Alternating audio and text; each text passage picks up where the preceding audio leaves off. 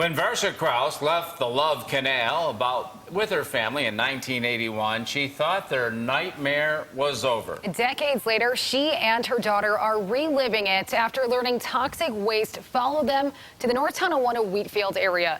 News 4's Jen Shantz has the story. Jen. Christy, the same industrial waste accidental chemical dumped in the Love Canal neighborhood, prompting a federal declaration of emergency and thousands of evacuations, was also buried in the Niagara Sanitation Landfill in the town of Wheatfield. It's just a stone's throw from the Kraus's backyard on Forbes Street.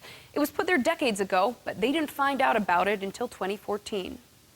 When Love Canal burst open, why didn't someone say, hey, we have these chemicals here too? It's a question Varsha Kraus can't stop wondering, and one she's yet to get an answer to. She left Love Canal in 1981 with her husband and 3 young children. We had made sure that we were moving into a safe place, just for the kids, because we knew where we were coming from.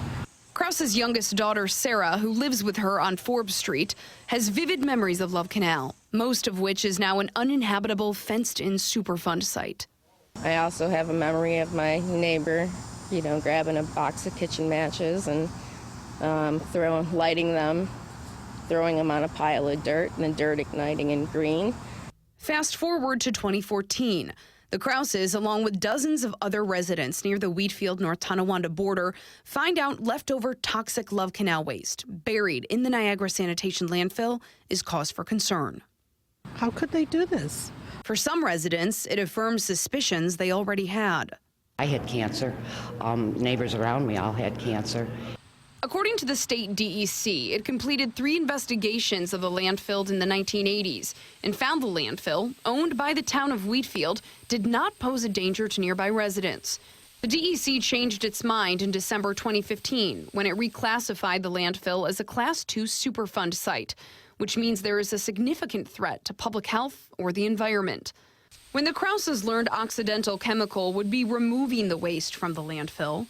And that was one of the hardest moments of my life. My mother and I looked at each other with tears in our eyes and said, thank God your father's not here.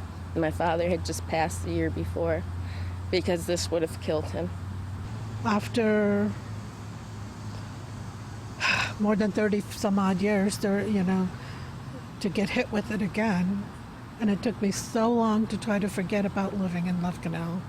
That landfill is where Sarah Kraus spent much of her youth.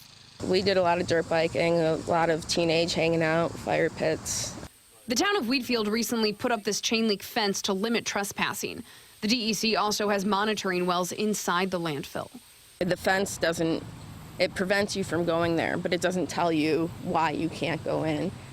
Both Varsha and Sarah are plagued with health issues. Sarah hasn't been able to work in years. In 2012, she had a large tumor removed. It was a 1-pound tumor. It had entangled all of my reproductive organs, so I ended up with a full hysterectomy. If there was something odd and suspicious, I was born in Love Canal. I spent my first years in Love Canal, and that could be a reason. Since 2014, though, she started thinking differently. Could her house be poisoning her again? It's going to kill me, for sure. You're confident this is going to kill you? Eventually, yeah. According to the DEC, an investigation into the site was done earlier this year. In a statement, the agency says several outdoor tests on properties on and off the site show the landfill contaminants don't pose a risk to area homes. This does little to reassure the Krauses, who want the inside of their home tested too. We call the DEC. We have chemicals in our house. We want them to test. They refuse. They've done minor testing on private property, not on my property, on other people's property, that go 2 inches into the ground. A quick walk through their basement, it's not hard to understand why they want it looked at. This is a good example of the orange stuff growing. This rust-colored gunk comes up through the drainage pipe in the basement. Over the years, many of the Krauses' neighbors have sold their homes, but for them, they say it's not an option. I was asked about my house because there are people that would love to move into a big house like this. I thought about it, but I can't do it morally. So here is where they'll stay. The DEC says it will continue to monitor the site, but maintains residents in the area are not at risk. The Krauses aren't buying it and say they'll keep demanding answers. And someone should be held accountable for it. Now, the Krauses are one of many families currently involved in a class action lawsuit against the town of Wheatfield and others regarding this very issue. The DEC is planning for a public meeting to share the results of his latest investigation into the site, which again, it says doesn't pose a health risk to neighbors nearby. News 4, I'll be right back.